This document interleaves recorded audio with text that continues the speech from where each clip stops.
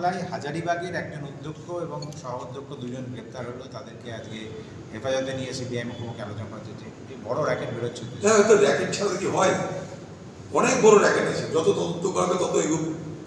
আমরা চাই এই ভারতবর্ষের পরীক্ষা ব্যবস্থার আমূল পরিবর্তন চাই। আজকে ইউরোপ আছে, আমেরিকা আছে, সেখানেও কিন্তু এই ধরনের এলিজিবিলিটি টেস্ট হয়, ভর্তির আগে সেখানেও যোগ্যতার পরীক্ষা নিরীক্ষা হয়, কিন্তু সেগুলো হয় ফুল প্রুফ, সেখানে কোনো রকম ত্রুটি থাকে না, ত্রুটিবিহীন সে সমস্ত নিয়োগ হয়। অথচ আমাদের দেশে এই ধরনের বিচ্যুতি, এটা আমাদের ভবিষ্যৎ প্রজন্মকে এবং সেই সুবাদে ভারতবর্ষের যে বিশ্বাসযোগ্যতা, সেই বিশ্বাসযোগ্যতাকে প্রশ্ন চিহ্নের মুখে দাঁড় করাবে। আমাদের এখানকার শিক্ষিত ছেলেদেরকে বিশ্বে অন্য জায়গায় শিক্ষিত বলে গণ্য করা হবে না। এর থেকে দুর্ভাগ্যের কিছু হতে পারে না।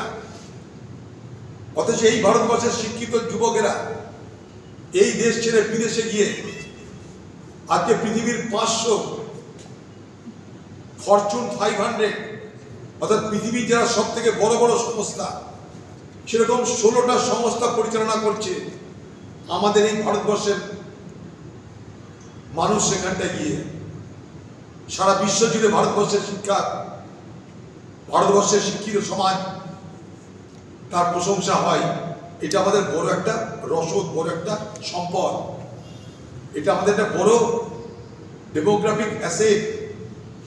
সেই জায়গাটা যেন পূর্ণ না হয়, তার জন্য সকলকে সঙ্গে নিয়ে একটা নিশ্চিদ্র, ত্রুটিহীন, ফুল প্রুফ একটা মেকানিজম তৈরি করা দরকার।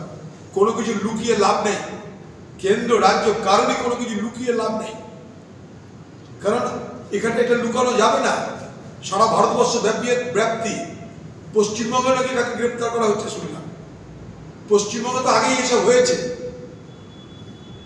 পশ্চিমবঙ্গ পথ দেখিয়েছে, এখন দেশ সেই পথ গ্রহণ করেছে। আমরা খুব চিন্তিত এটা নিয়ে, আমাদের ভবিষ্যৎ প্রজন্মের ভালো মন্দ নিয়ে আমরা চিন্তিত। তার জন্য কংগ্রেস পার্লামেন্টে আলোচনা চেয়েছে। আলোচনা তো হতে দিচ্ছে না, তারপরে রাহুল গান্ধী এই বিষয়ে কিছু বলতে গেলে মাইক বন্ধ করে দেওয়া। আলোচনা করবার জন্য চেষ্টা করতে হবে।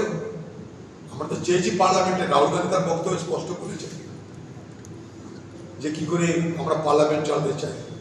পার্লামেন্ট হওয়া উচিত, আলোচনার সুযোগ দেওয়া উচিত। এত বড় বড় কেলেঙ্কারি, তার আলোচনা হওয়া উচিত।